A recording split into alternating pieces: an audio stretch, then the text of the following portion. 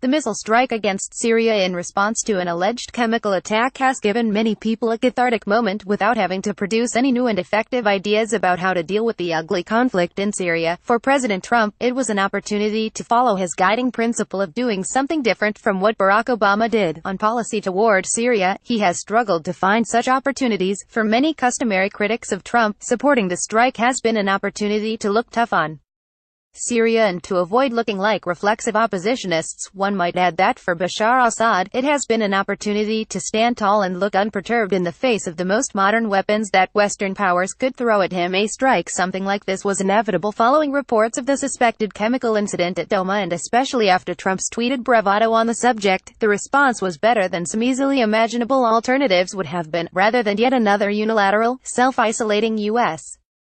step. The operation was conducted in conjunction with Britain and France. Participation of those two powers is not, however, a guarantee of wisdom in dealing with security challenges in the Middle East. Think about the results of the intervention in Libya in 2011, or, going farther back, the British-French-Israeli misadventure at Suez in 1956. The missile strike was calibrated to minimize the risk of a direct clash with Russian forces. These aspects of the operation are reassuring, especially given the increasing risk that a Trump who is legally and politically besieged at home will lash out abroad in destructive ways.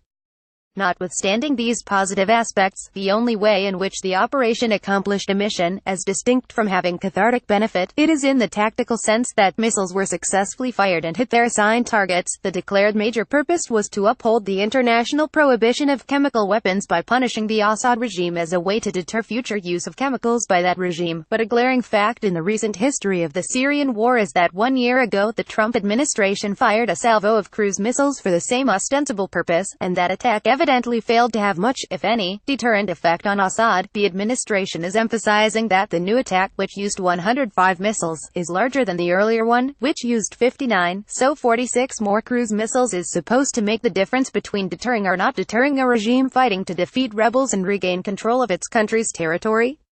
In response to an earlier chemical incident, the Obama administration worked with Russia to ship out what evidently was a large portion of Syria's chemical weapons stockpile. Despite all the subsequent criticism about red lines and the like, this response was followed by a lull in any chemical use by the Syrian regime that was longer than what followed the missile attack a year ago. The makers of the latest strike are claiming to have destroyed capabilities as well as having strengthening deterrence, given that the targets supposedly were facilities associated with chemical weapons. An oddity about this claim, however, is that the most credible evidence about use of chemicals at Douma involves chlorine, which is a common substance with many peaceful uses. What is banned is only the use of chlorine in warfare, not its production or possession. Other reporting suggesting that nerve agents, which are banned outright, also might have been used at Douma is more tenuous, but the missile strike proceeded before investigators from the Organization for the Prohibition of Chemical Weapons could visit the site to gather the sort of evidence that might have resolved that question.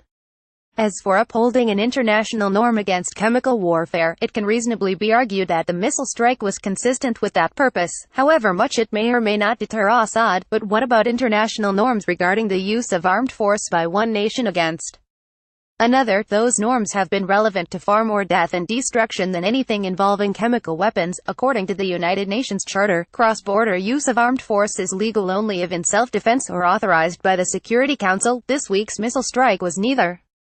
As for the suffering of the people of Syria, it is hard to see how the strike has any significant palliative effect, even just focusing on actions by the Syrian regime rather than by other participants in the civil war. Many times, more casualties and pain have been inflicted by conventional munitions than by chemicals. If the Assad regime wants to make people in a neighborhood suffer, it has demonstrated it is quite capable of doing so without resort to unconventional weapons. Pages